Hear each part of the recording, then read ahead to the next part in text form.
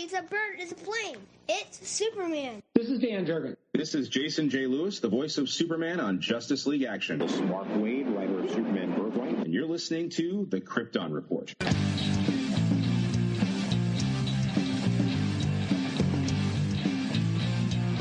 The Krypton Report podcast is dedicated to all things Superman, Supergirl, and the planet Krypton. We discuss movies, TV, game, comics, and all things DC. So join me, Tyler, with my co-host James and Jania. Welcome to the Krypton Report. I'm your host, Tyler, and this week, our episode is brought to you by Zoa. That's right, Zoa. Not really, but we wish. We beg, we plead, but never do we get any free Zoas. But hey, it's a very. I mean, I wish I got free Zoa.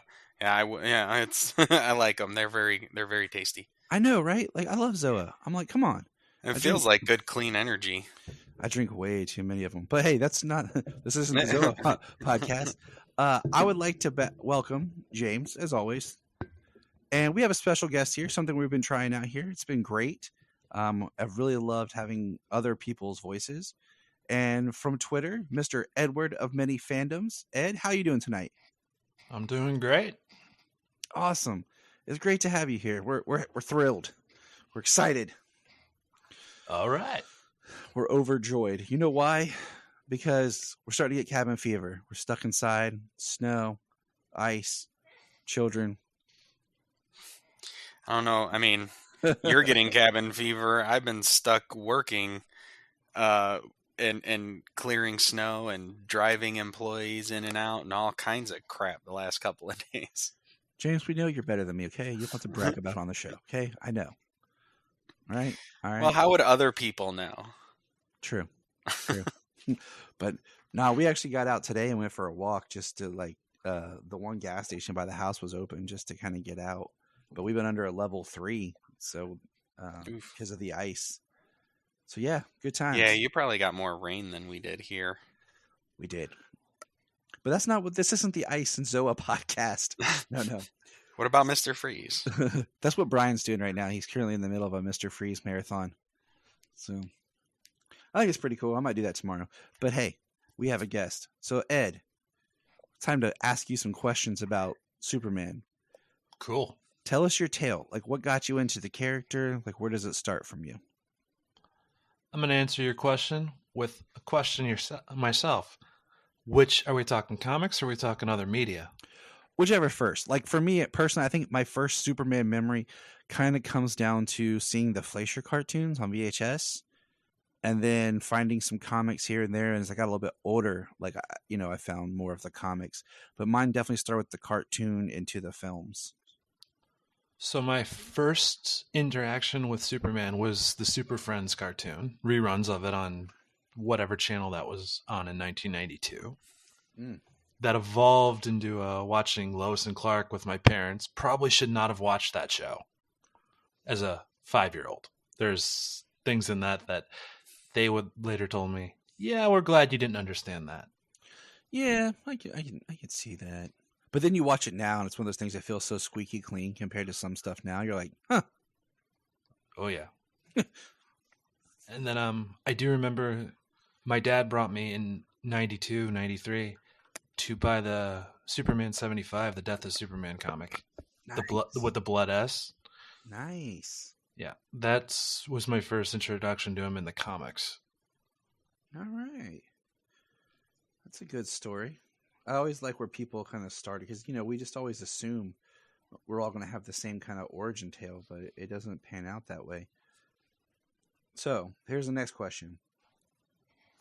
Who is your favorite Superman? There is no wrong answer, by the way. You can, say it however you want, but which Superman is your favorite?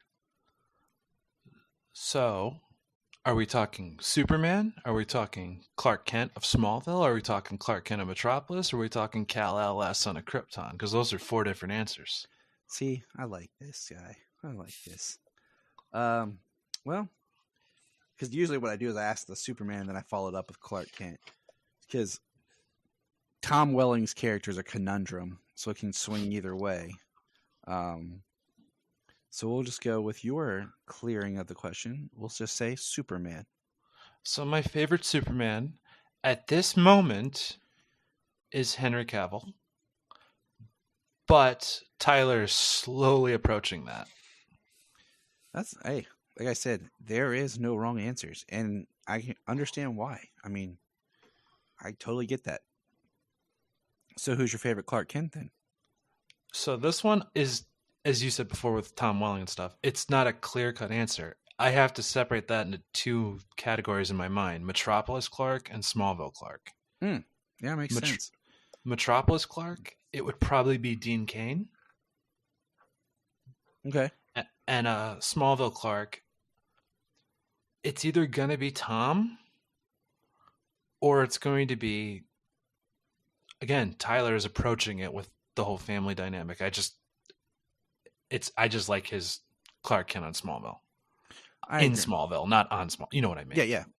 Oh, I totally understand. You know, the thing is, and I've said this before, as a performance, I enjoy Christopher Reeve's Clark, but as the character of Clark, I don't like it because I feel like he goes way too far the other direction. Because in one way, I don't think it would make him a very effective reporter, being that outlandishly clumsy and goofy. I don't think people would trust him. Another thing is, the point of Clark is to not draw a lot of attention to yourself. And he draws all the attention. Yeah. And just because you're getting the negative attention, you're still pulling attention to yourself. So now it can be live action or animated. What's your favorite Superman movie? Ooh. Man of Steel. Okay. But I always gotta love the caveats. But yeah. The director's cut, not the extended edition of Superman the movie, is a close number 2. I understand. Like I said, there are no wrong answers to these because any given day, certain things can kind of reshuffle. You know, like one day you wake up and you're like, man, this is it. And then you're like, nah. Trunks or no trunks?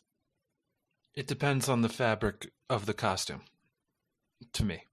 Okay. I like either or. If they're going for the battle suit or the more alien design, no trunks. But you need something to separate the blue, like a red belt. With the cloth, I am completely okay with the trunks. That's a good answer.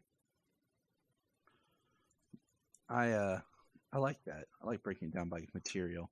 What do you think, James? Yeah, actually, that makes a lot of sense. The color, and just take Tyler for example. The color and the fabric, like his modern day suit, looks really good. But one of the best suits they've ever put to screen was that Fleischer suit that he wore in the pilot episode. Yep. I never thought I'd see that in live action. I know. I have said that the writers and creative team behind Superman and Lois are just really hitting it out of the park with and what I call the greatest hits Superman.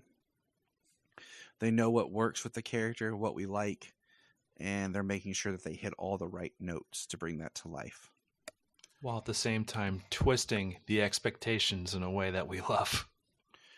I agree. And I have a theory that we'll get into when we discuss this episode about expectations and twisting.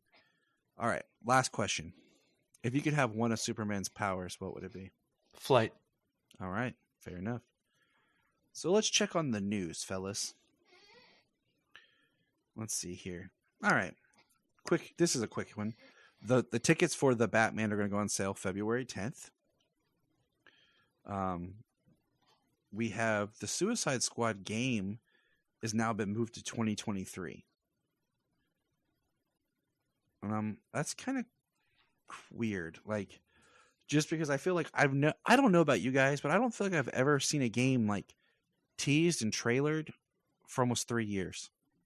Because we got the first trailer teaser for that game back in 2020.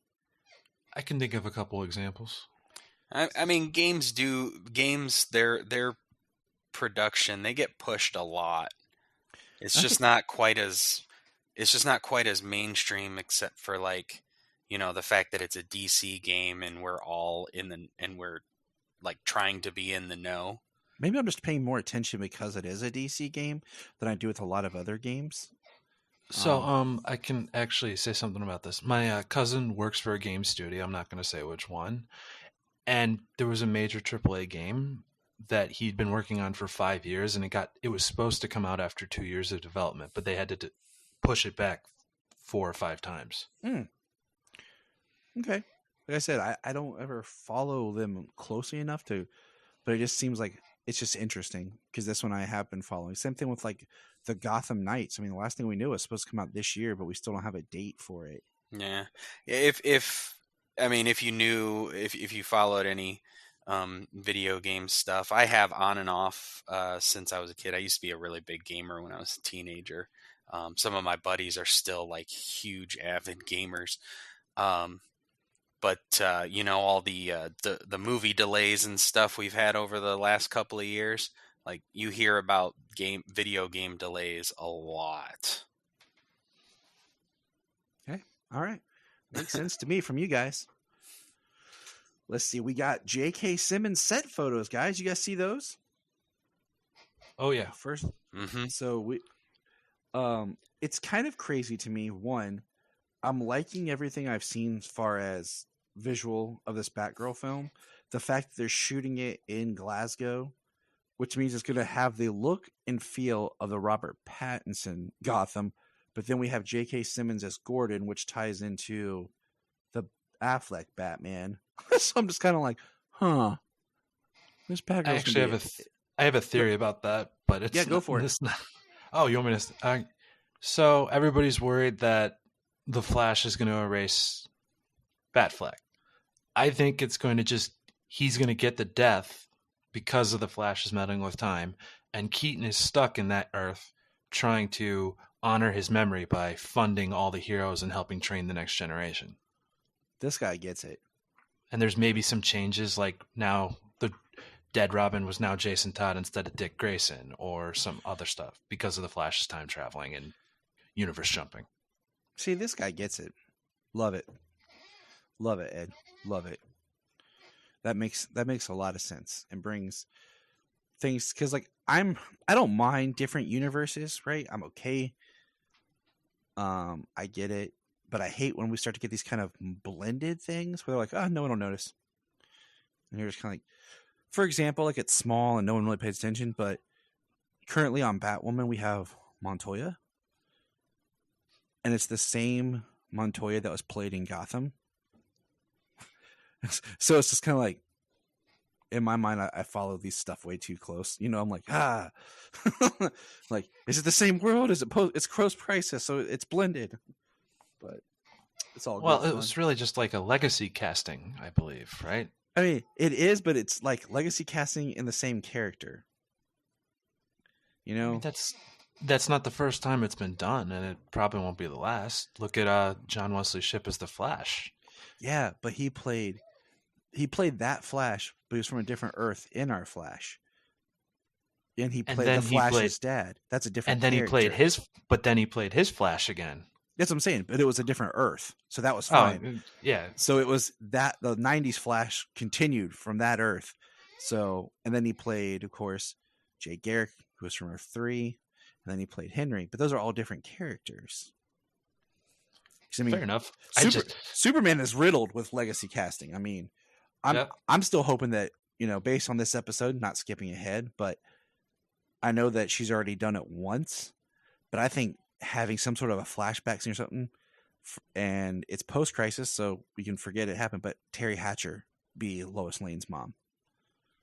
I'm just fingers crossed there. Because that's like a tradition for Lois Lane to be Lois Lane mom.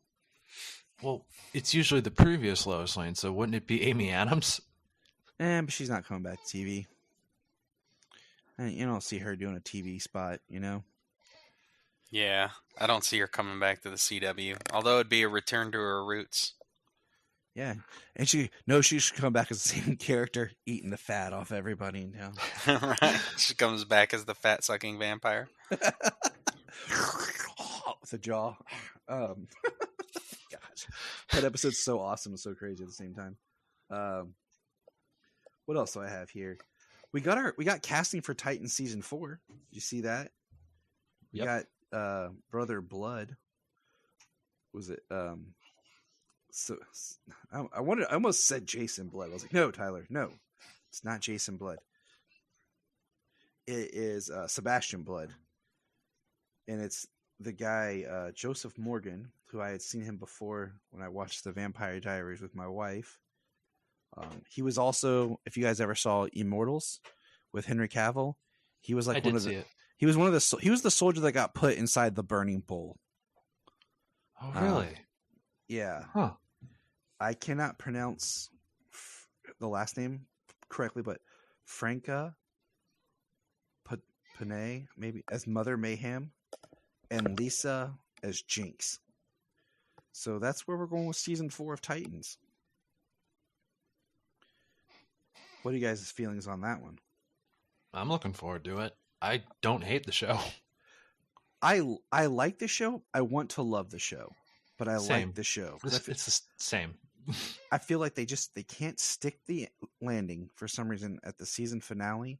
And every season it feels kind of, you know how like on Arrow got to where it seemed like every episode was back to Oliver having to relearn the same lessons over and over and over about relying on his team. I feel like Dick Grayson's kind of been in that, where it's like, okay, Dick, it's not just the Dick Grayson show. You're a team. And I mean, they start as a team and then slowly all of a sudden they whittle it down to just everyone's an independent and then nothing. And I need Beast Boy to change into more than 2 animals. Okay. I think we have 3? A bat, a snake, a tiger. Anything I'm missing, guys? No, that's it. Didn't he change into a... I might be thinking something. I thought he changed into a bird for like an episode for a brief second or something. Maybe he did. I can't remember. No, I mean, he was always the tiger, and then it was the snake in the first episode of second season, and the only other thing he turned into this season was a bat. What I did like about Beast Boy, while we're on that subject, is how he was able to change like his hands and stuff into tiger claws mid-fight, so he didn't have to change entirely into an animal. He could take on the characteristics and utilize them in battle. I did like that. It's also great budgetary. They're like, we don't have to do the whole thing, just sand. Awesome. I like that too. I also like how he's kind of also like a half Robin at this point in the show. Yeah. It's a different direction for the character, and I'm enjoying it. Same thing with Superboy. I'm really loving their version of Superboy instead of being like the Connor, like on Young Justice, where he was angry all the time. Like I like what they're doing with him, and I'd like some more Superboy. And I want to see that Superboy meet some Superman at some point. Yeah, I have a theory on that. Okay, I'm gonna tell you that after we get through the news. Next part of the news, and this is just kind of weird to me, but they're reporting that they are planning to film a sequel in 2023 to Joaquin Phoenix's Joker. My first thought is a direct sequel, because I'm like, I don't think it would be good, because part of that movie was the ambiguity. And I feel like if you did a sequel, you have to kind of dig into like more of the story and build up more of the world. Now, if you did a sequel that maybe was a different character, kind of like an anthology thing, that could work. What are your thoughts? Unless you go the way that it's kind of rumored that the director of that movie, I can't remember the director, the Hangover director, Todd Phillips. He said in an interview when promoting the Joker that some of his inspirations, and one of those movies, for the life of me, I cannot remember what it was. It was about a man who did something and someone else took the credit. Yeah, they talked about that Joaquin might not be the Joker, but the real Joker sees him and gets inspired and then becomes the Joker. And a movie about dueling Jokers. That would be interesting. I'm curious, but I'm also like, because I feel like you have this very interesting character piece with that movie, and it's like, do you really want to exploit it? But I mean, you made $1 billion, so of course they're going to try to make money off of it. That's the world we live in. Mm-hmm. Oh yeah, they're gonna try and hold on to those producing rights this time around. And the last piece of news is that James Gunn has officially said they're going to do a second spin-off series from the Suicide Squad. Anybody want to guess what character it might be? Kite Man, hell yeah. They have referenced him multiple times in Peacemaker. Yes, they have. But seriously, I could see him using Kite Man, but if I had to guess, I think he's going to use some obscure character only like 3 people have heard about, and maybe one of his other Suicide Squad characters on a team-up, road trip style show, not movie. That would be my guess. I'm thinking if he picks a character from his Suicide Squad lineup, it'll be Ratcatcher. Because if you listen to him talk, like, that was the character, Ratcatcher, that he loved, and he was all about that character, and so I also feel like you're not going to really do a movie or a series with Bloodsport. I don't see. Yeah. You're assuming it's one of the living characters. What if he throws a curveball and does Polka Dot Man the series? Hey, they did. I'm pretty sure in that interview he did say something about the genres being different. That I don't think it's going to be as comedic as the Peacemaker. So we're going to do the story of TDK and Javelin. He did say TDK. We never saw TDK die. He did say that at some point. I just want to see the story of like the Javelin. It's going to be Calendar Man. It's going to be Sean Gunn as Calendar Man versus Sean Gunn as Weasel together. Personally, just take all the villains, Kite Man, Calendar Man, Condiment King, have them all like do their own version of the Justice League, except they're completely useless against like a single like police officer. No, that would be entertaining. I mean, and that I feel like that is in Gunn's wheelhouse to do something like that. Are you watching Peacemaker, Ed? Oh yeah. I feel like this is the closest to having like James Gunn with freedom and very little like guiding and restraint. That my wife loves the show, and she thought the character in the movie was the biggest D-bag on the planet. She hated the character so much. When he got shot by Bloodsport, she was like, "Yeah, he deserves it for killing Flag." And I loved how they've handled, like, was it episode 4 was my favorite like episode ending of just how he's like in his room, he's like doing that dance, and like he actually struggles with the fact that he killed Flag. I like the way that was handled. Plus, it'll be a fun twist when they bring in Flag Jr. at some point. I guarantee, played by the same actor as In-Joke. I mean, they could. Flag had a son, I'm pretty sure. See, I also said it'd be interesting, like if they did it backwards, where they bring in someone like a Clint Eastwood as Rick Flag Sr. and Joel Kinnaman was Rick Flag Jr. And they kind of do it backwards where, like, my pitch for Suicide Squad 3 is Rick Flag Sr. shows up and he knows that Waller had it out for his son. So he has his own team going after Waller. And that's where you could bring in Deathstroke and maybe bring back Katana and kind of do this kind of 2 teams versus each other kind of thing. On the hunt for Waller. That's actually part of the current Suicide Squad storyline. It's very, very closely similar. Yeah, because I'm awesome like that. But with Rick Flag Sr. by Clint Eastwood, wouldn't be the first time an Eastwood was in a Suicide Squad movie. Exactly. No. Exactly. So, Ed, here's my pitch. I was going to share this with you.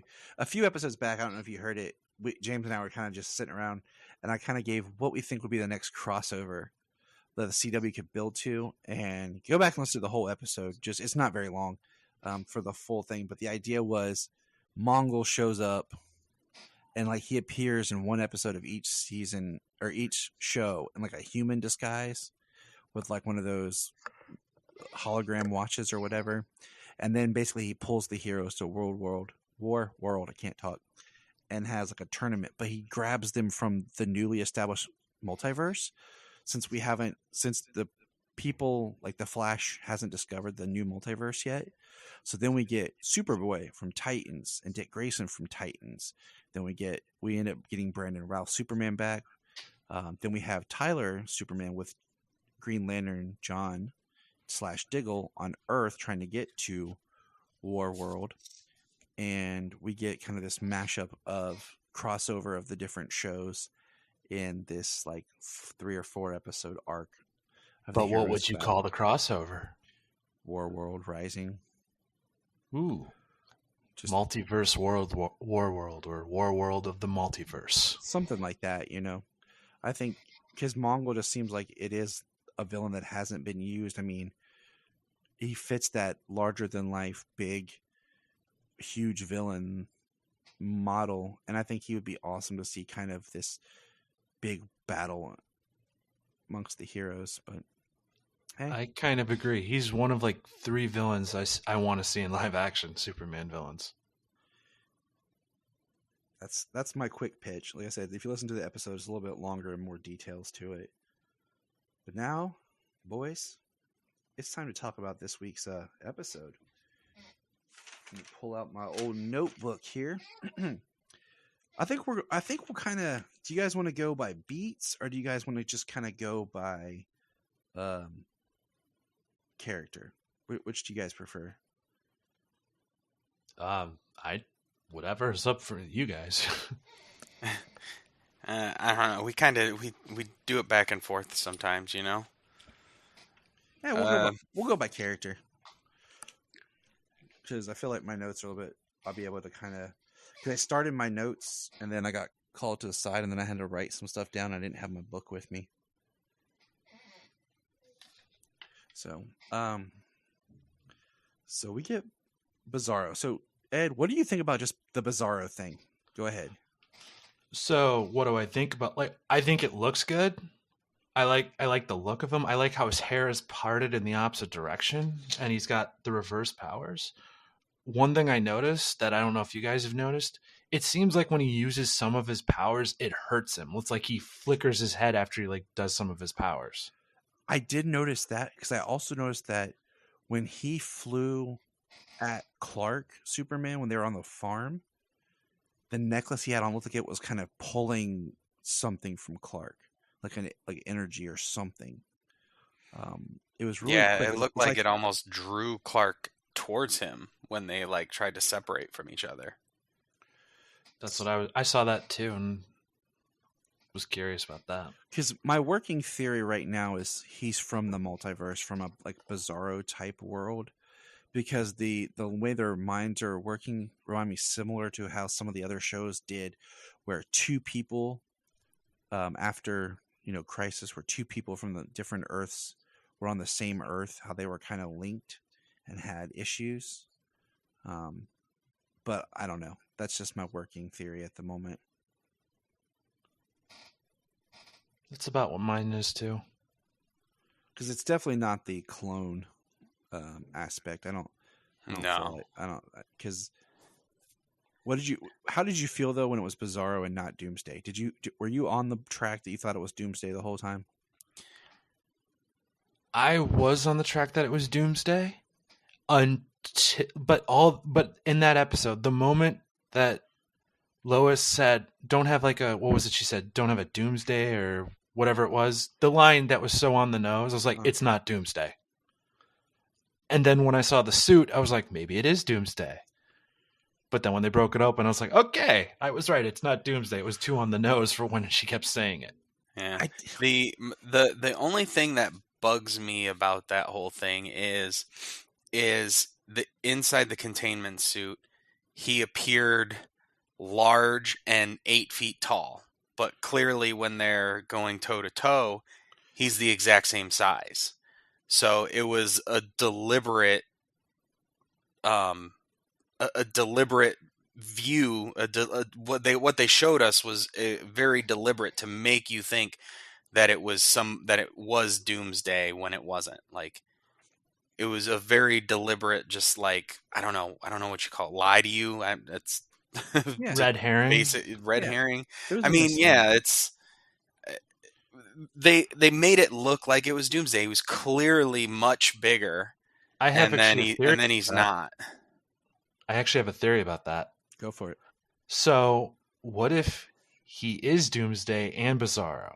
He's Doomsday on his Earth, and when he comes here, it changes him to look like a version of Superman because that's what the DNA is like on this Earth. It could work. I like that. Mine is I would like it to be some sort of twisted version later of like Super Doomed, where like Doomsday is some sort of like Kryptonian virus, and he gets injected with it, or he slowly turns into that and becomes full on like a Doomsday by the end of the season. And Or kind what of if he's the Doomsday from Krypton, and this is what he looks like on this Earth? it's valid. I mean, they're not above of subverting and changing things. So, and that's going to get me to a point later on. But when this episode starts, we're talking Bizarro here. We see him breathing fire, and it looks pretty awesome. Yep. Yeah, I got excited right away. I was like, oh, he's got the fire breath. So does that mean we're going to get to see the ice vision at some point? I mean, we should, because we are seeing the glowing blue eyes. And that might be the closest we get to when he does his ice vision and Superman does the heat. We get to some kind of like Dragon Ball Z power struggle with the way the beams look.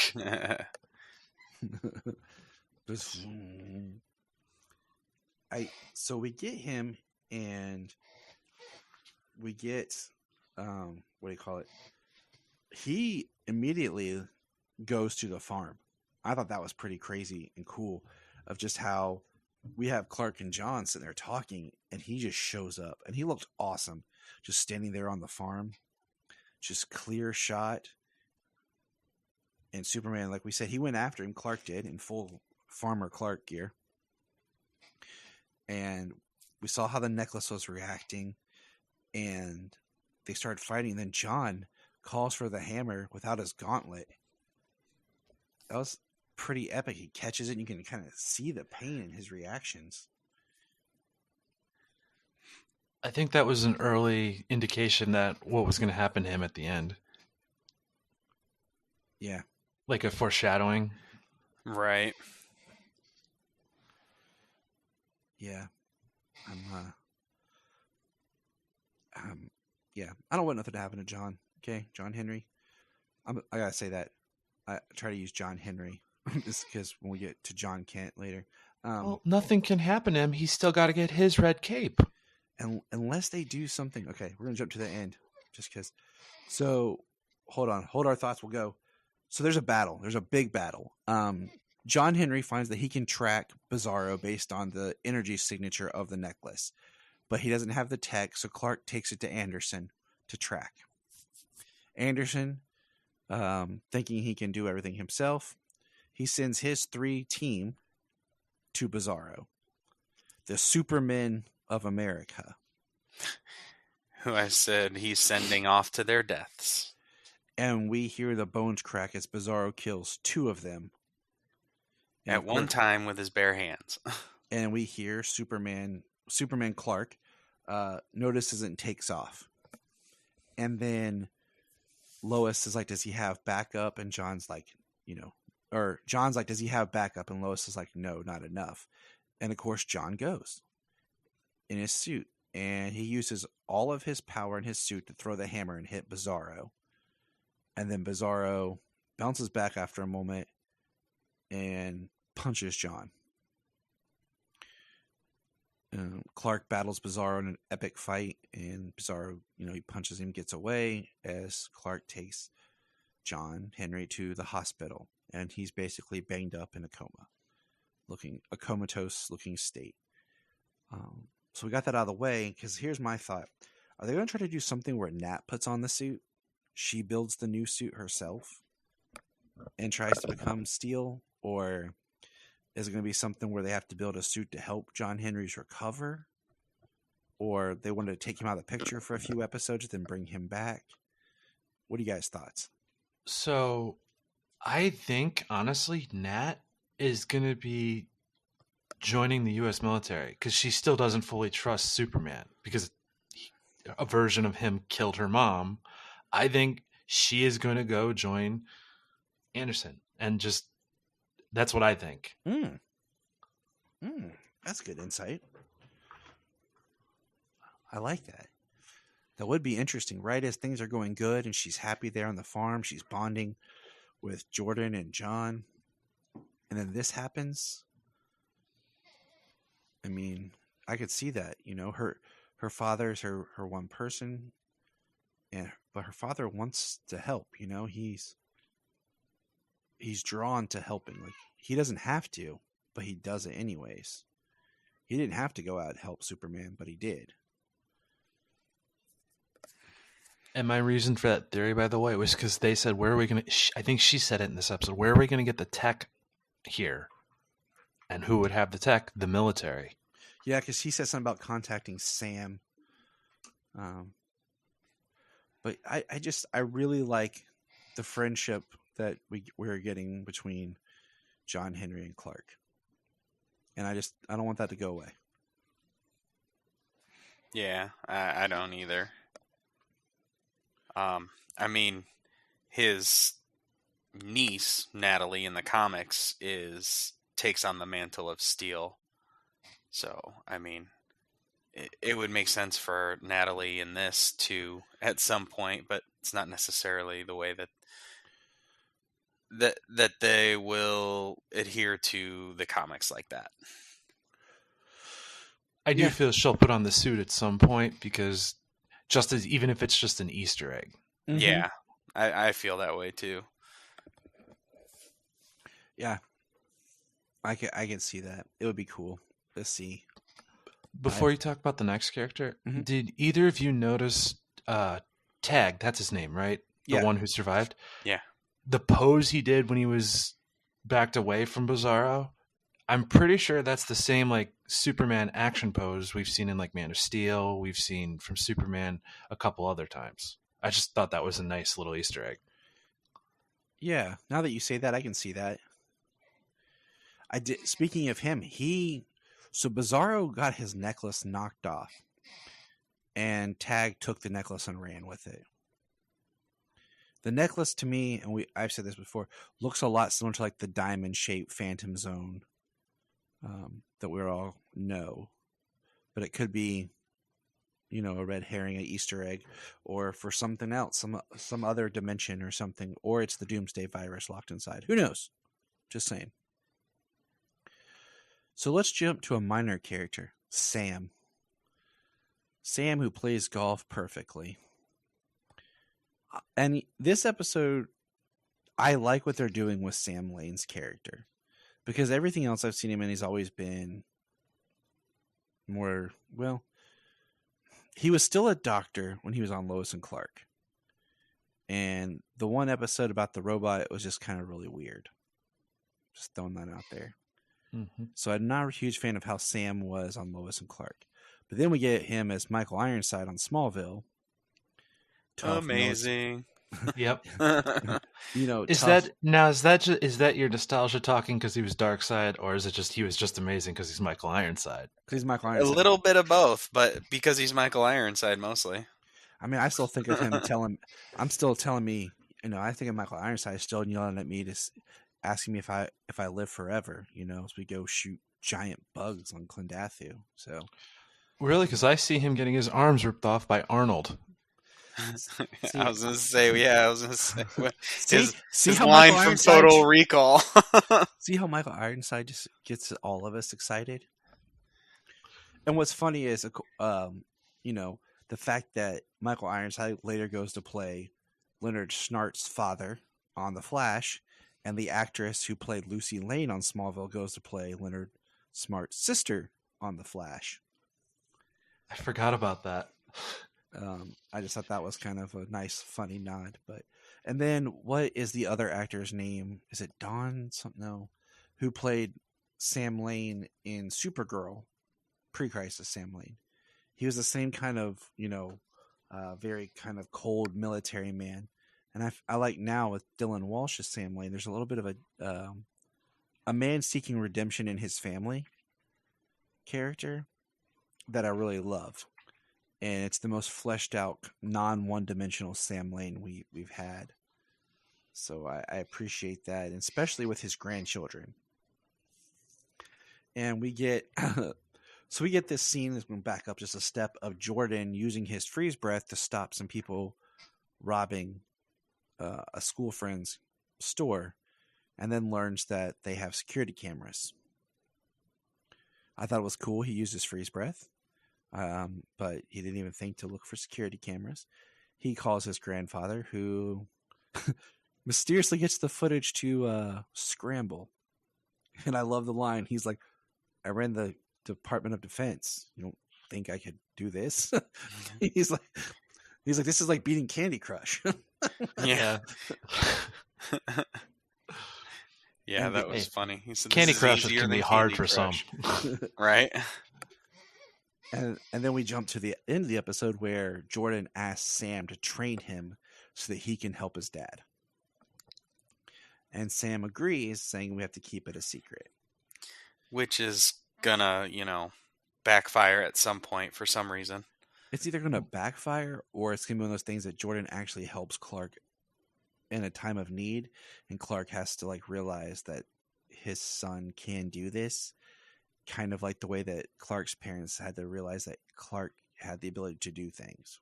Mainly Martha, the way that this is playing out. But how will Lois react to it? And that's what's going to be interesting. So, Jordan had a nice little, it seems like right now the boys are going to take a little bit more of a backside, which is fine. I like when they shift focus in the different episodes. I find every character's story interesting, except there's one character on this show I don't like, and we'll get there. John, man, how'd you guys feel about what John did this week? I mean, you saw it coming. He was going to do that. He's going through that character moment of where he has to make a mistake to learn from it. And I honestly also see it as either his first step to becoming or where Jordan is becoming like Superboy. Jonathan becoming like a new Lois Lane, or Jordan's Lex Luthor. Yeah. My thing is it's ex-Kryptonite, but the thing is he is part Kryptonian. Even if his powers haven't manifested or anything, his physiology is part Kryptonian, where he doesn't know what could happen. Because what it sounds like, if you listen, everyone who takes it develops one of Superman's powers. And I'm wondering if Jonathan either is going to get more, or what if it doesn't wear off? They said that, you take it and then it wears off and you have to get more. Or it manifests his powers. And that's what Jania said. What if it starts to manifest his powers? Yeah. Or what if I think mutates Jordan's was because of his his emotional state, why they manifested the way they did. Mm-hmm. I was actually thinking of a negative reactions, side effects of. I thought he was going to get sick from it. Yeah, like Ed said, about mutating. What if it started mutating him or something? What I was thinking about that was, so Jordan is basically, he's got Clark's powers. He's got his dad's powers. He's got the heat vision, freeze breath, the strength, the speed.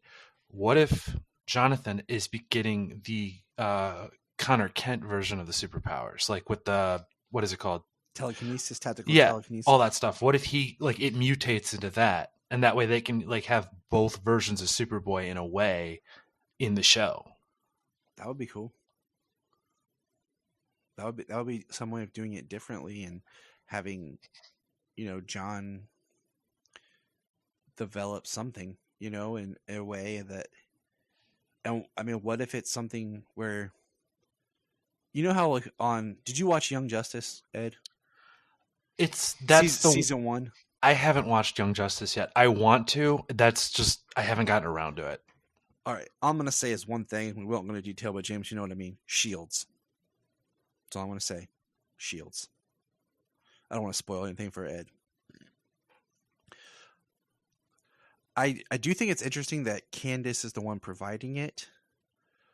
She's the seller. I think we got to find out who's the main supplier that she's getting it from. How much is this stuff? Because Timmy over there is buying multiple inhalers. What's he doing for it? Like, where's he getting this money?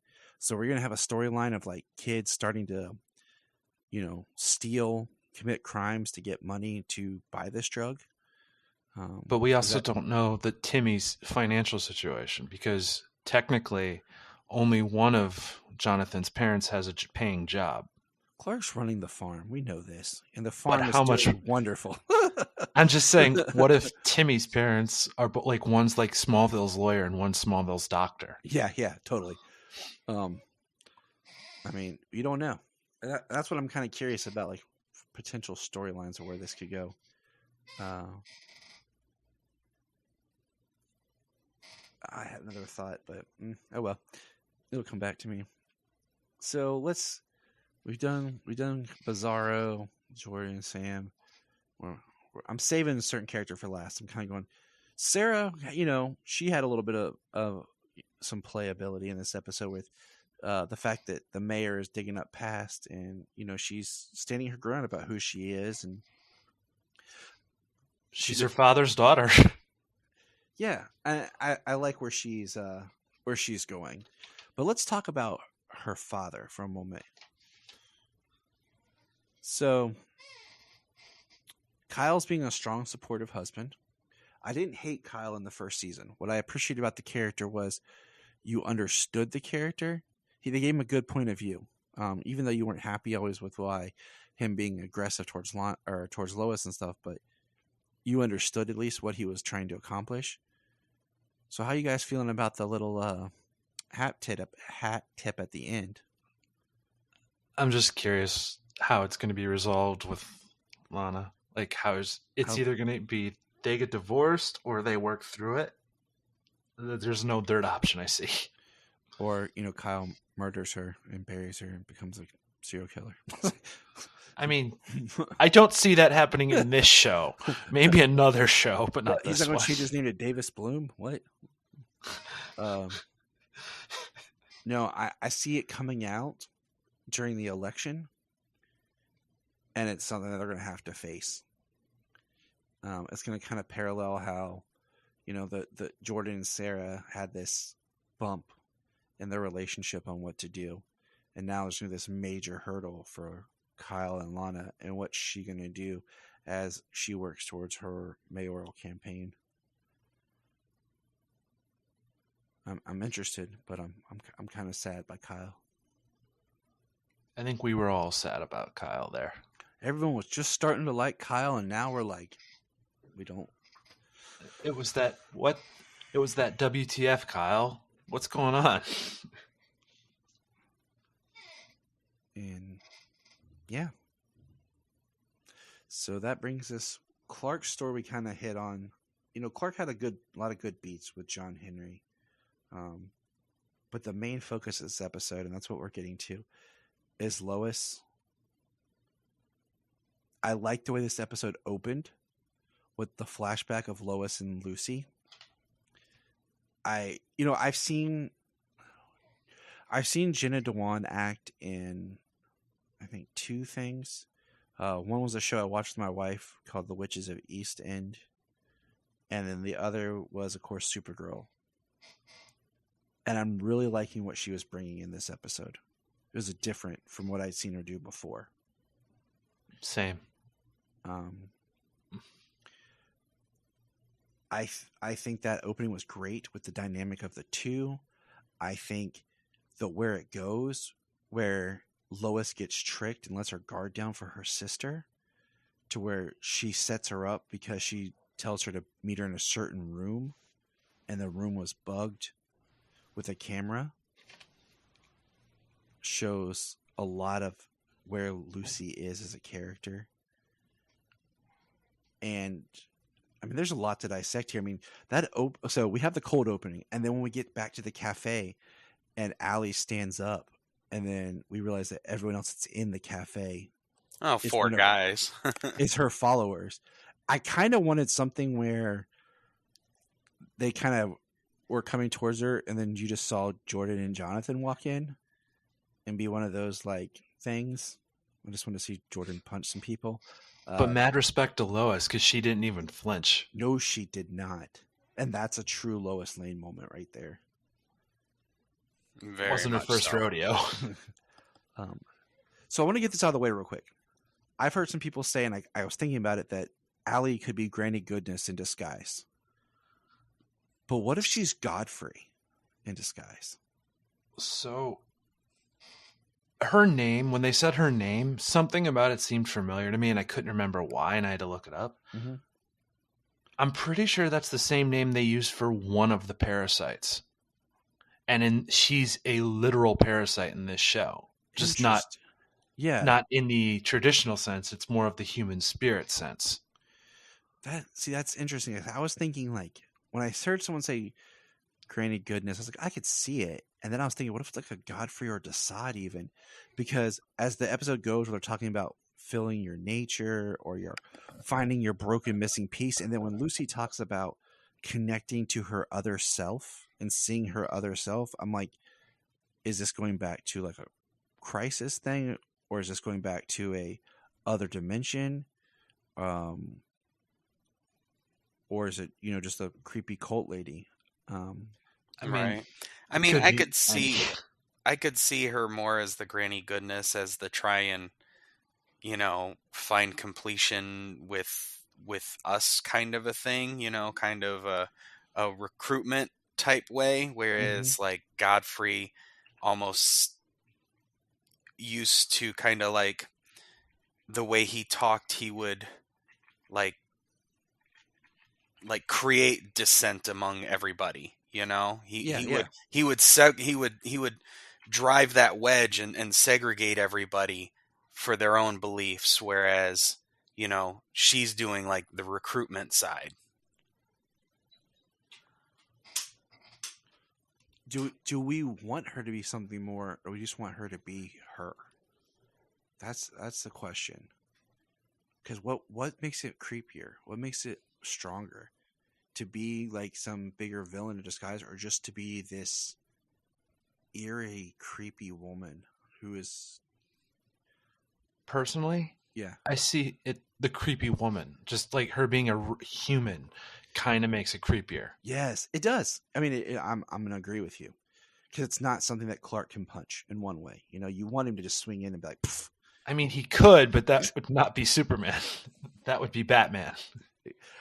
What part was it? Oh, it was the part where Allie like had dug up stuff on Lois. I'm like, this is the part where Clark would normally call his buddy Bruce, and within 20 minutes getting an all clear from Batman. I'm like, this is what I'm missing in this series. Is that like, let me call my buddy over here. I mean, that's kind of what John Henry is. He's kind of the Batman of the show. But you don't have the resources like Batman, Batman would have Allie in a black bag somewhere off-site by the end of this episode. So he's the Green Arrow of the show. Yes. But I agree with you. Like, as much as I think it'd be cool to be some other villain in disguise, just her being a human that's like this and what she's doing to the family is scarier. Especially with all the real world examples that happen. Exactly. And the show kind of exists in the sense of Superman in the real world. Okay. So the one character that I haven't liked since season 1, and this proves more, I don't like Chrissy. And this episode just proved more of why I don't like Chrissy. Like, I like her last name. Yeah. I've often wondered, I've said this before, that if it wasn't for the recent real life stuff, if Chrissy would have been Chloe. Like, if she would have been that kind of character, just grown up running the Smallville News. I could see that. But like at the end of it, she wish real life was different, because I wish that had been the case. Yeah. 'Cause she's, I have hope for Chrissy. I could see where they're going to take her storyline, but who knows if they can go a completely different direction. This is all a double bluff from her, and she's just trying to learn about this, only to help Lois out in the end because she learns. I don't know. maybe Yeah, 'cause- I mean, I do. Yeah, that sounds good. I do hope that, like, even if she does kind of get manipulated to a degree, I think that she would be the character to kind of turn around and use the knowledge she's gained from the inside to help Lois in the end. I do feel that's the obvious thing, but at the same time, this is the show that for how many episodes teased Doomsday only to reveal Bizarro. So what if, again, it's a double bluff from her, and she's got this plan in her head to help expose this woman, to help Lois out from the beginning, and they're red herring us to make it think she's being manipulated by Allie. Yeah, I mean, it could be part of a plan her and Lois have to begin with that they've kept off screen. I mean, it could be because, I mean, at the end she says, tell me about the real Lois Lane. And to me, I'm like, you saw the real Lois Lane. Yeah. You saw that her source was her sister. You heard more about the depth of what her sister was experiencing and how Lois risked everything to protect her family. And I understand journalistic integrity and everything like that. But we've already planted the seeds with Chrissy, like last season, about with her Lois's dad being in the DOD and Lois trying to, not sway, but the story, for the DOD and Chrissy being against that. And I'm hoping that she'll understand like what was at stake and what Lois was trying to do to protect her sister. And we'll see how it plays out. I'm interested, but like I said, I've never been fully behind Chrissy. There's always been something there that I'm like, I don't trust her. Yeah. I could see that. Can I jump back to one of the previous things? Go very for quickly? it. There's a lot to cover, so I mean, now we've So- kind of hit everybody. We can kind of pick and choose if we miss anything. Where Bizarro was doing his heat breath on the ground, Bolivia. Yes. Correct me if I'm wrong. You guys might know this. I can't remember, but isn't that the location of like one of Superman's fortresses that he like? Because he made many in the early 2000s comics, and one of them wasn't one of them in Bolivia. I knew Bolivia sounded. It feels like that. I have to check because I knew there had to be something more to just. Why is there just? Bolivia? See, I didn't make a Superman connection. I just thought they used the fact that the world's largest salt flat is there, and it makes a really awesome place to shoot this, or to have this action sequence go on. It was pretty cool. Yeah. I will say, this show has been amazing with the production and the cinematography. That fight sequence was the one time where it felt a little off to me, just a little bit. In the cinematography level, like it just almost felt like you could tell they weren't on the actual salt flat. Gotcha. Just to me. I don't know if it was just a me thing, but that's what it felt like. Just that one time. I can see that. I mean, the thing that's crazy is we get so used to watching these stuff, we start looking for the seams. I think sometimes, Right. or you're just like your eyes are attuned to stuff like that. Doesn't look right. I normally can avoid that. It just took me out for like a second, and then I was able to just jump back in and just ignore it. I don't know. Something just seems slightly off. It could be one of those where they film certain things in a place, and then that part was filmed like in a studio somewhere else, and then of course in editing and everything put it together, and that's why it fell off. Do you guys think was there anything significant about room 452? I mean, 52. Well, yeah. But I mean, that's all I really got. maybe like that was wasn't that like maybe the first issue of like somebody showing up? I couldn't tell you. Quick, James, to Google. I'm already on it. And then of course one thing, Lucy blames Lois for their mom leaving. and we established that Lois was 8 when their mom left. That could just be a case of like younger sibling blaming older sibling for something, though. Exactly, it is, and it just opens up more of. That's why I'm saying I wonder if we'll actually get to see some sort of footage or something, a flashback with their mom.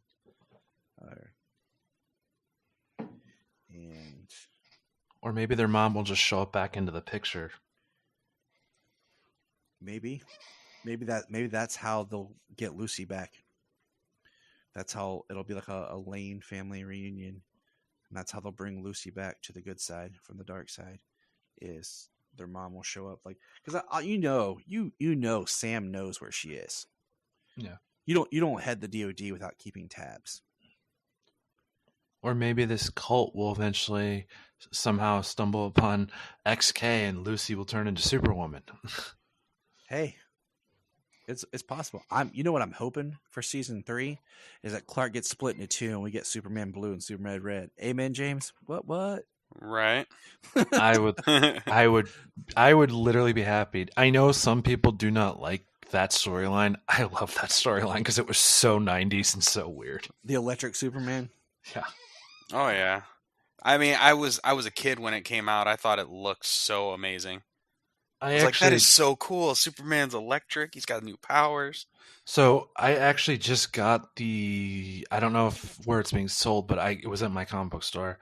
The blue Funko Electric Superman. Oh man, that's on my to find list. And I hate that they didn't make a red one so that James and I can get our matching Funkos.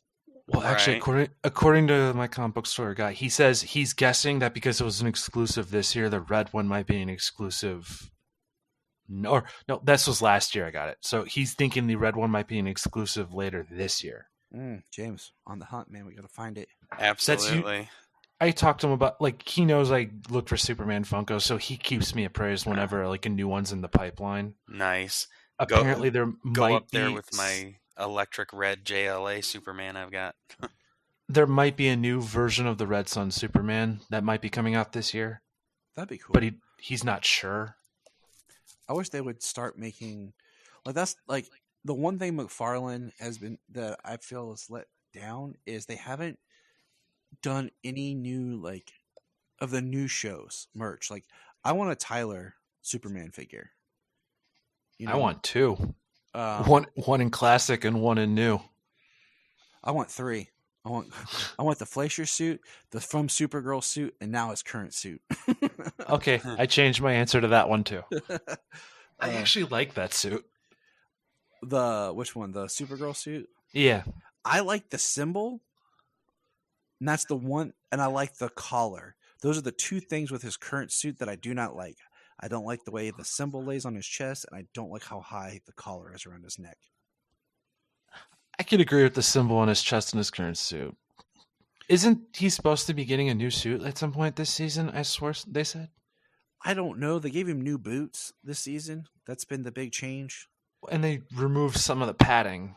I think part of the padding, and this is just my theory, I think was because of COVID and stuff. He didn't get to get in shape when they first started production, and the suit maybe had more padding. Or it was just one of those things, they built it, they were filming it and realized they needed to decrease it, or, something like that. Or, maybe that suit, because if you go back and study the scenes, maybe it was padded more because they were filming at night. And, like, I don't know. Because for colder shots, it was like a warmer suit or something. So can I ask you guys something? Yeah, go for it. What is your favorite live action Superman suit, and what is your favorite suit you want to see in live action of Superman? Ooh, I like the last one. Yeah, because I have a very interesting answer for that second one. Man, I'm thinking about that one. I mean, for the second one, I would have to go with I want to see the Rebirth suit. Not the Rebirth suit. The Reborn suit? The Reborn suit. We had the blue boots. No, it was the one after that. It was where he had the red boots, the red belt with a yellow Okay, yeah, okay. I got Similar. them confused in my head. It's very classic, but it doesn't have trunks. And it's got a red belt with a gold shield on it. Yeah. The coloring looks really good. Yeah, that's one of my favorite Superman suits, and that's one I want to see in live action. And as live action suits go, I mean,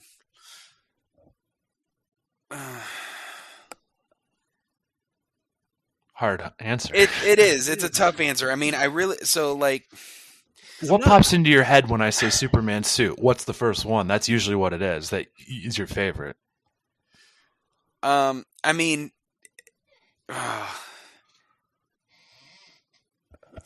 See, the problem is there's no 100% suit that I fully love everything about. Fair enough. So I'm always like,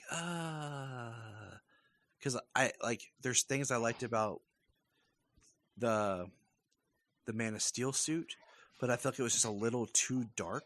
And a part of that was the way they filmed it. Because if you see the suit itself, it's not as dark as it is on film. And then there's things I liked in the BVS suit because I liked the brighter blue. But some of that suit feels a little bit more stiff to me in certain shots. But then, of course, I love the Kingdom Come suit that Brandon Routh had because that's one of my favorite suits that I would have said for the second part of the question, but it's already been brought to live action. yeah. See, so my favorite movie suit is the BVS suit that Henry wears. The Kingdom Come suit is great, but I thought the boots looked a little funny. Like the full body shot, the boots look a little funny in a still photograph. I know what you're talking about. But then I think the best overall suit that they did on television was the Fleischer suit in Superman and Lois. I'm going to say my favorite suit.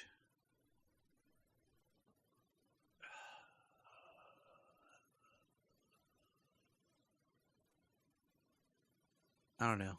Dang it, Tyler. I'm so indecisive. Because there's like parts of everyone I like. So I'm going to lean towards... I guess if I had to watch like one suit repetitive every week, I think I'd go with maybe the BVS suit.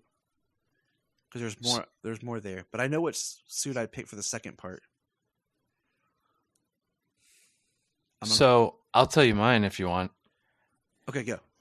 So my favorite suit is actually his Justice League suit pre-Black, but not Justice League. Like when you see all the behind the scenes of when it was red and blue, that is my favorite. Just because I think when he did it, it was filmed in the correct lighting.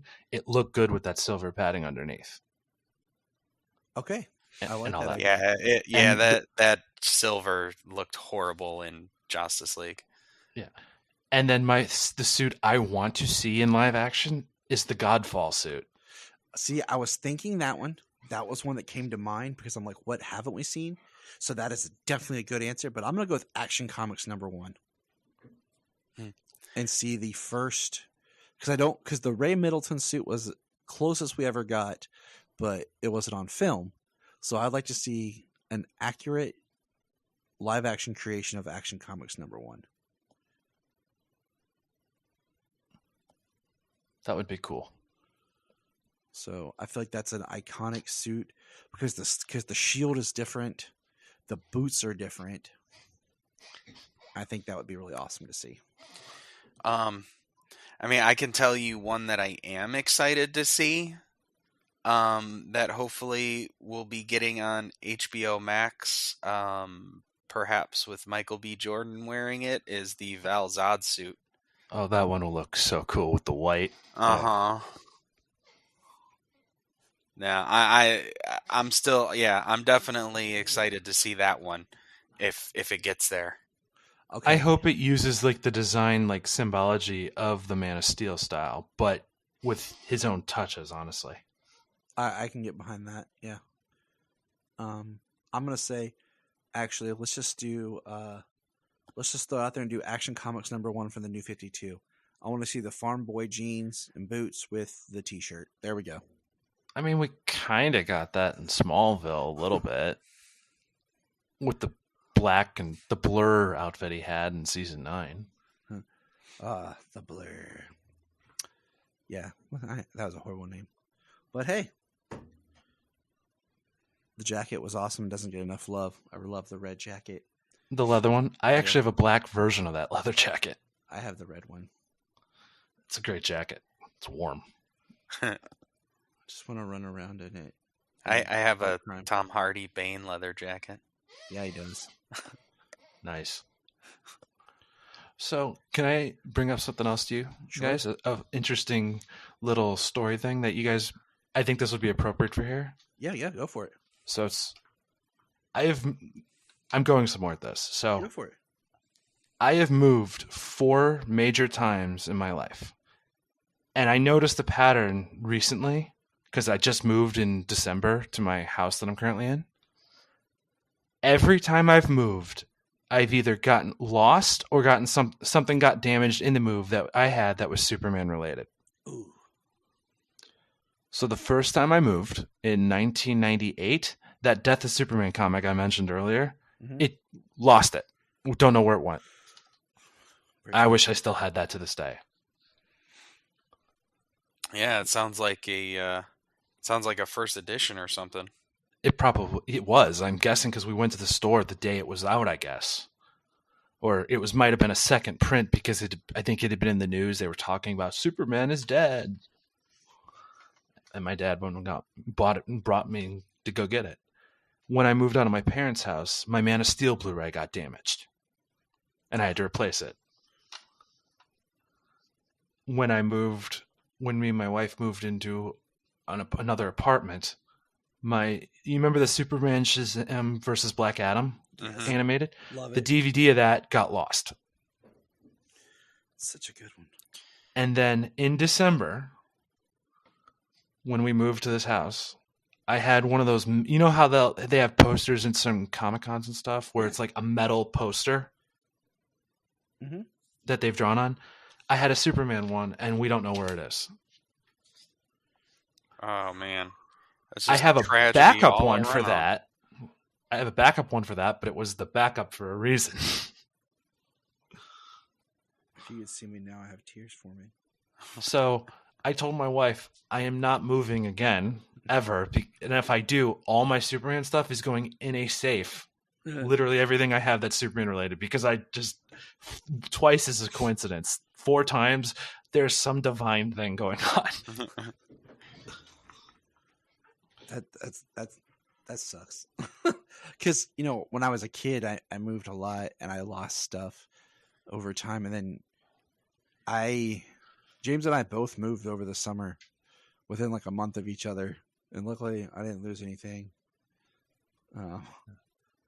But yeah, and it just, that was said, that was the one thing in all the stuff we moved to this house, the metal poster. We don't know where it went. And it was like a 2x3 poster. It's like, how do you lose something that big? We lost it. We think it might have fallen out of the car. Oh, man. Someone on the side of the road is like, what's this? This is cool. I'm sorry, man. But yeah, it's whatever.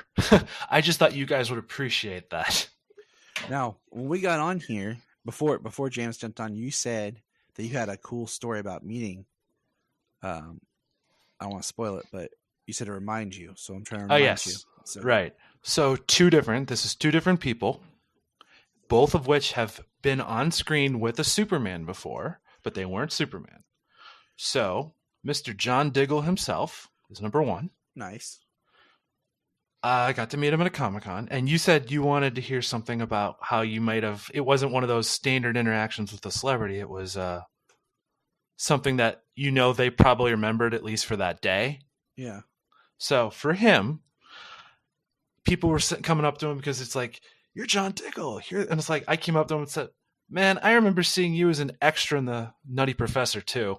And the look on his face was like, oh man, I can't believe anybody remembers that. He shook his head. And he shook my hand after that. Said, "Ben, that was a fun time. Just thanks for reminding me of that." I mean, awesome. the only thing that I remember seeing him, I haven't seen the Nutty Professor 2 in forever, and I didn't like it as much as the first one. But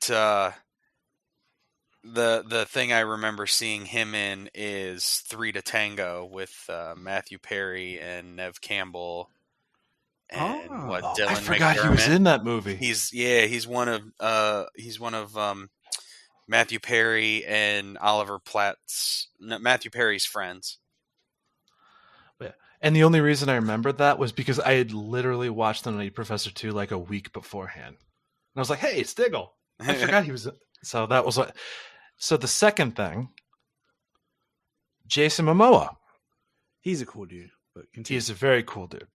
So this was right before they announced he was Aquaman, but it was after he was on Game of Thrones, and there was rumors he was going to be playing Aquaman. If you remember that time period. Yep, that was shortly. You probably met him shortly before I did, based on your description of time. So I went up to him. A lot of women wanted to meet him. Obviously, there was like 20 girls ahead of me, and I was the only guy in line. They're all meeting him because he's the guy in Game of Thrones. He's this awesome guy. He's this primal man. I go up to him and said, "Hey, man, I loved you on Stargate." And the look on his face was like, "Oh my God, people remember that? I was on that?" That's awesome. Yeah. And then I straight up asked him that question. Hey, is there any truth? Are you going to be playing Aquaman? And then he looked left and right, like pretending like like it was someone there, like who wearing a Comic-Con, whatever. And he said, "Yeah, I'm playing Aquaman." So I actually knew before anybody. I feel That's awesome. Yeah, that's pretty sweet. A couple weeks before, and then when it was announced, my brother said, "Hey, that guy from Game of Thrones is going to be playing Aquaman." I was like, "I already knew that." You're like, see, my wife and I met him at a con, and what's funny is we had the meet and greet was a little bit later, and I was walking to the bathroom, and he had walked from his booth and was walking to the bathroom, and like I stopped. He's like, I don't want to be that weird guy who like follows right behind him in the bathroom, and like then walks in and like, hey, what's up? You know, I'm like, I'm just gonna wait till he comes out, then I'll go in, and then I'll kind of give him a head nod when he comes out, you know, and then I'll walk in. I don't be that creepy guy who's like looks like he's followed because like the timing was just there where it's like could be awkward, and I'm like, I'll just hang out here. He's a tall guy.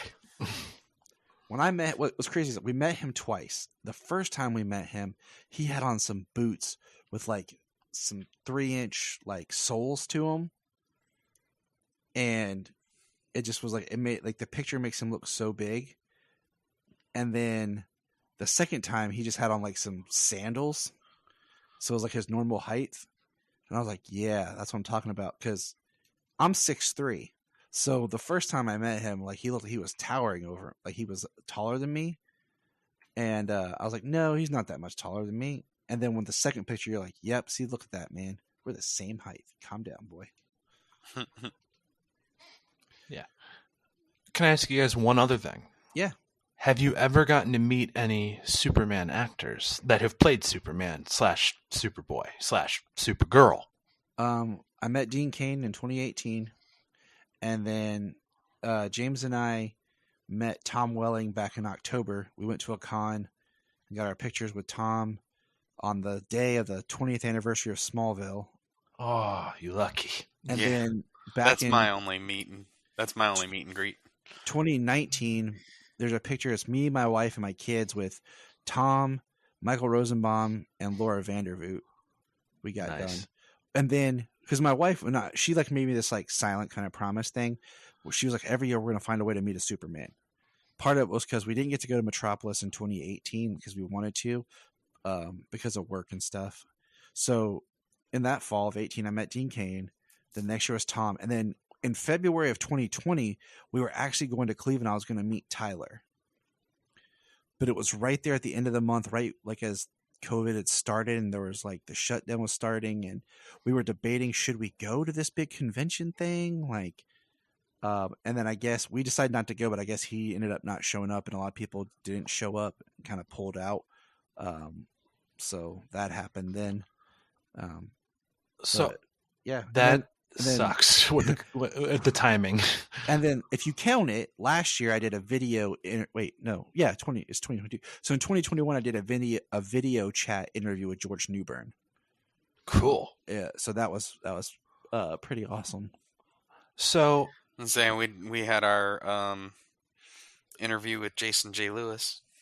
Yeah, and James and I did that back in, was that in 18 or 19? I think it was 18. I can't remember. That's how much time has passed and things have just been obscured. And then I did a second interview this past year with Jason. We were doing it for a fundraiser thing. Of course, Jason was the voice of Superman on Justice League Action cartoon. So shining light to that. So. I really hope you guys in the future get to meet Brandon Routh. He is one of the nicest people on the planet. That was my main draw for really wanting to go to Metropolis, was to meet Brandon, because he's one of those people like I wanted, who at the time he hadn't got to play Kingdom Come, and I'm like, he just seemed like I liked his Superman, but I liked him, like everything else I had seen him in, the kind of person that it seemed like he was, and now after the Kingdom Come, like I want to meet him even more. So it's just like, like he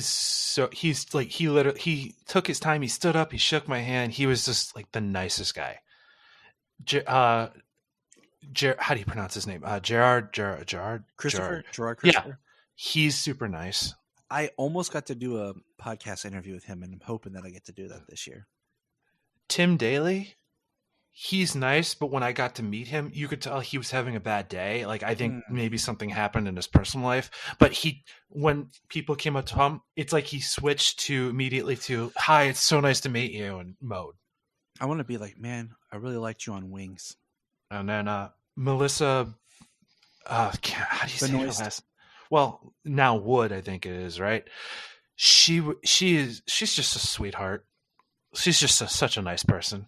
I want to meet her. I want to meet. It felt like she was awkward at the time, because I think it might have been her first con or something when I got to meet her. Because it was like I don't think she knew what the protocol was or what to do or whatever. Because like she was hugging everybody and just being just like, hey, this is not as normal, but you're like, I'm going with it. This is awesome. Yeah, got her autograph too. That was fun. I want to meet Helen Slater. I want to meet her too. So she's done so much legacy work in the Superman verse that I'm like, it'd be awesome. I miss cons. They're coming back, but I miss them. But I think that's where we're gonna put a pin in it, guys. We're at a good old hour and 22. Ed, thanks for being here. Really enjoyed it. No problem. Where can people find you online if they want to shout with you or talk Superman with you or join the conversation? So you can find me on Twitter at Edward of Many Fandoms. I post a lot of Superman, a lot of Star Trek, a lot of just random fandom stuff all the time, including some Photoshop edits. That's how I found him, was on Twitter, people. That's where you can find us. And, just saying, Ed was someone who brought up the idea. Like, he asked if he could come and talk, and I'm sure. That's James and I love talking to new people. It's part of the fun of sharing in this super fandom of just getting to chat with people. If you ever want me back, just let me know. Of course, that's what we do. That's what we do. So remember, good listeners, James has a mighty beard and can lift ice with his bare hands. and because of the weather, James prays the same prayer that I do, that he wishes he had heat vision. Or heat breath. Or he be Bizarro and has fire breath. Either or would work. That's what I told my wife when we were out walking in the snow. I was like, you know what I'd really like right now? And she was like looking at me. She's like, what? I'm like, heat vision. She goes, of course you would. I'm like, yeah, it'd be awesome. I'll take fly to Florida any day of the week. See, he's just, there you go. Just remember, everybody. Look up in the sky. I want to invite you to check out the Krypton Report Patreon. For $1 a month, you can hear exclusive content.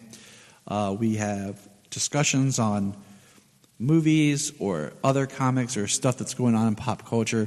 We have guest appearances, and we have plenty of fun times. We also have movie commentaries that we like to do. It's one of our favorite things to do. So check that out. It's just $1 a month. It's chump change, it just helps us keep the podcast going. We're not here to make, money off and get rich. It's just nice to have a little help, to pay the bills here. So $1 a month, come join us on our Patreon. Krypton Report, patreon.com. And if you want to have a good time, keep listening to the Krypton Report. If you're enjoying this podcast, here's some of our favorite podcasts to check out. Digging for Kryptonite, The Aspiring Kryptonian, Superman the Animated Podcast, The Last Sons of Krypton, The Geek of Steel, The All-Star Superfan Podcast, It All Comes Back to Superman, and Superboy Legacy, Supergirl Radio, and of course, always hold on to Smallville.